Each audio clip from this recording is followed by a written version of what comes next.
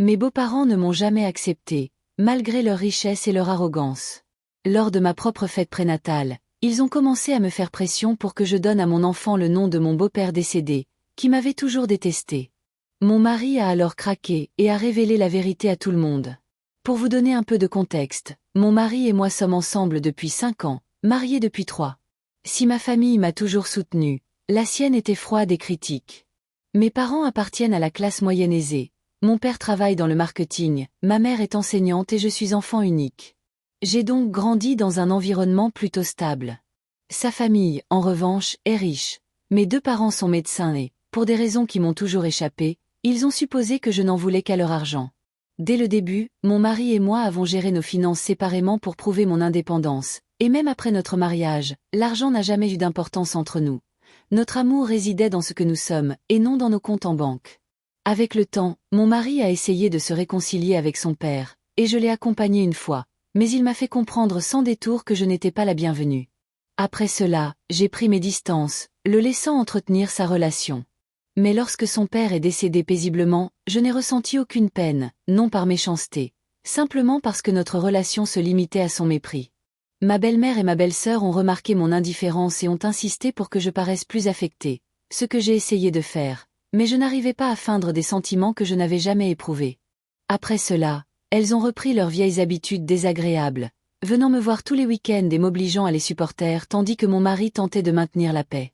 Puis, il y a 5 mois, j'ai découvert que j'étais enceinte, ce qui a d'abord adouci leur comportement, même si je sentais que c'était uniquement à cause du bébé. Le calme est revenu jusqu'à ce qu'elle commence à insister, semaine après semaine, pour que nous appelions notre enfant comme mon beau-père décédé. Pour elle, c'était un hommage, mais pour moi, c'était un cauchemar.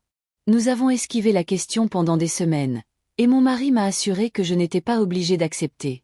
Lors de ma fête prénatale, ils ont abordé le sujet devant tout le monde, en faisant des blagues qui n'avaient rien d'amusant, clairement destinées à me forcer à accepter ou à paraître irrespectueuse envers le défunt. J'ai souri et haussé les épaules, mais leur insistance et l'implication de la famille ont fini par me faire craquer, et mon mari, voyant leur mensonge prendre de l'ampleur, a craqué. Il s'est levé et leur a demandé de partir, révélant la vérité. Son père ne m'avait jamais accepté, avait toujours pensé que j'étais une profiteuse, et que la pression pour que nous donnions son nom à notre enfant était injuste. Il a emmené sa mère et sa sœur, affirmant fermement que le bébé, autant le mien que le sien, ne porterait pas un nom choisi pour apaiser le ressentiment et de faux récits. La soirée s'est terminée dans le chaos, et bien que nous ayons essuyé des critiques pour avoir parlé en mal de son père décédé, nous nous sentions justifiés. Au cours des semaines suivantes, mon mari a coupé les ponts avec sa mère et sa sœur pour préserver notre tranquillité d'esprit et le bien-être du bébé. À ma grande surprise, ma belle-sœur a fini par prendre contact avec moi, me présentant des excuses sincères, exprimant de véritables regrets et me demandant une chance de me racheter. Mon mari et moi avons accepté de la recevoir, espérant rétablir un semblant de confiance. Elle est arrivée accompagnée de notre belle-mère, qui a reconnu son erreur et souhaité se réconcilier. Le dîner s'est déroulé dans une ambiance sereine, les conversations ont été franches et les 2 femmes semblaient sincères dans leurs excuses, du moins pour le moment, même si nous avons fixé des limites pour préserver la paix familiale. Quelques semaines plus tard, j'ai donné naissance à notre fille, et contre toute attente, la mère et la sœur de mon mari se sont montrées d'un grand soutien et d'une grande aide, tenant leur promesse de se racheter. Leur comportement s'est amélioré et même si le passé ne peut être effacé, le présent est devenu plus facile à gérer.